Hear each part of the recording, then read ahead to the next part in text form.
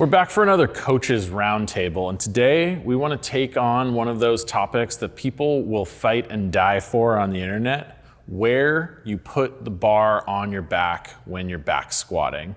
And what we really want to do is kind of dive into some of those underlying things at not so much where you put it, but why you decide you want to put your bar either there, where you put your hands. I'm just going to let Di run and take this first from a coach's performance standpoint. Where do you put the bar? So, well, when we talk about bar placement, when you say performance, I'm oftentimes thinking about an athlete with very specific intentions on why they want to squat a certain way. So if I were to work with somebody who's an Olympic style weightlifter, right, I'd position the bar in one place. If I'm thinking about a power lifter, I'm going to be nuanced differently based on intention and purpose, right? Okay. However, most of my athletes these days are, your everyday moms, dads, office jockeys. And so when it comes to an athlete that I'm working with in a more just traditional sense, bar placement for me sits right across the top of the traps, and I tend to like adopting a little more of a high bar back squat. Okay. Do you want to coach me through that so we can see what you mean by that? Absolutely. So bar placement, go ahead and just, typically we have the athletes just cue to go ahead and get under the bar and rest it where it feels comfortable. All right. So that feels comfortable for Sean. You can see here that before he stands up, it's kind of sitting across the top of the meaty part of his traps. And for him, because he's a huskier man. Thank you.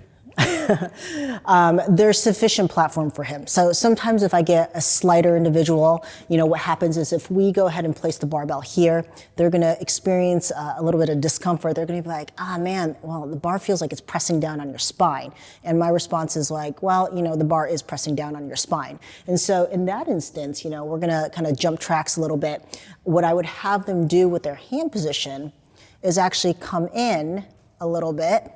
Right, and what that does is it basically takes the meaty part of his upper back and, technical terms, smooshes it together, right, to create a little bit more platform for the bar to be able to rest, right? So that would typically be the kind of go-to squat or bar placement for the squat. Absolutely. So physical therapy standpoint, one of the things that I see a lot is people who have mobility limitations with that. It's not so much a performance choice, it's more like a how the heck do I even accomplish this choice? I see a lot of people whose external rotation stops here or whose ability to open their chest up stops short of actually getting their elbows behind. So actually putting the bar behind them is nearly physically impossible. So we'll see someone who, can't get their rotation back or can't open. This is formally horizontal abduction. But if they're here, what they're going to end up doing is ending up in a bar position like this. And what that does is it starts causing all of these other funky problems down the chain. So we have someone whose elbows are way up here, then their ribs are way up here, and their head is way forward, and they're like, why is my back so unstable while I'm squatting? And it's because they actually can't get the bar on their back. So one of the things I actually like to cue is to pull or row into the bar. Have you ever done that? Yeah, absolutely.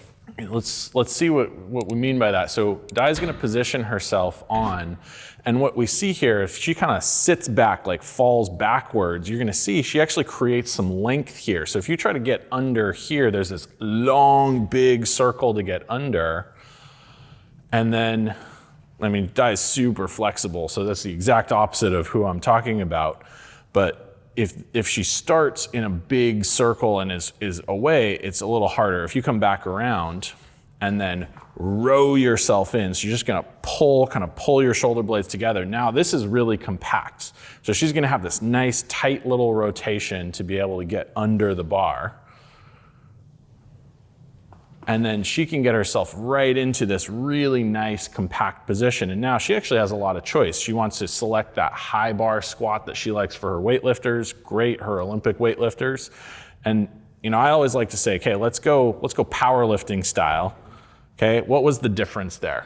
Like, I think we're splitting hairs really. Like, it's what's more comfortable. We're talking about a distance of like half an inch or a centimeter. What we're really talking about is how are we creating stability through the shoulders so we can stack the spine, right? So the upper body, we're in low bar position. Essentially, she's pulling the bar forward, and that's how she's gonna create stability. I like that. She unracks the bar here.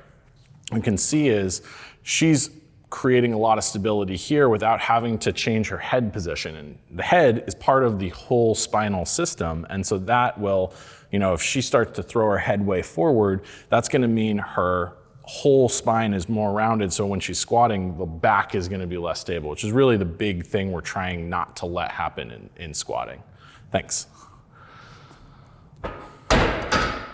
So what do you think about, you were talking about bringing the hands in. Why would you take your hands out? Like, who would that be for? So I very actually rarely have an athlete slide their hands out wider, right? There's a technique utilized in, the powerlifting world or powerlifting-esque world where they have like a wider grip, right? And then they spin or externally rotate the shoulders to create a lock in the lats to be able to support that bar. And I find that, these days, I really don't have any athletes that can support that wider position without the weight of the bar really impacting the comfort level of where it's being racked. Gotcha, because they need to basically have like buffalo traps Totally. to be able to tolerate that. 1000%. And so, like in my perception, like if you have the strength and structure to utilize that technique, I think that's fantastic. But oftentimes, I find that it can be a compensatory technique for lack of shoulder mobility. Yeah, absolutely. I know you work with a lot of younger lifters or beginning lifters. Like, what's your approach to teaching this to someone who might be on their first time under a barbell, maybe as a adolescent or maybe a beginner to weightlifting coming in as a young adult? Well, the instruction actually wouldn't be any different, right? Maybe instead of using, like we have a 15 kilo, 35 pound bar here, we may use a technique bar, like a 10 or a 20. Sure, yeah. But in terms of, introducing the movement to them and introducing bar position, it pretty much is the same. Like we're just playing around with load. And if we were to go like a step further and talk about movement, typically my younger athletes, they're still learning stability, they're still learning position, they're still learning motor control. So tempo would be the dial that we end up playing with, just so that they can, get the brain to have the learnings. Just feel comfortable under that bar. 1000%, yeah. Very cool. All right, I'm sure we've lit a whole bunch of fires with this because nobody cares more about anything on the internet more than bar position. Can't wait. So, looking forward to the comments.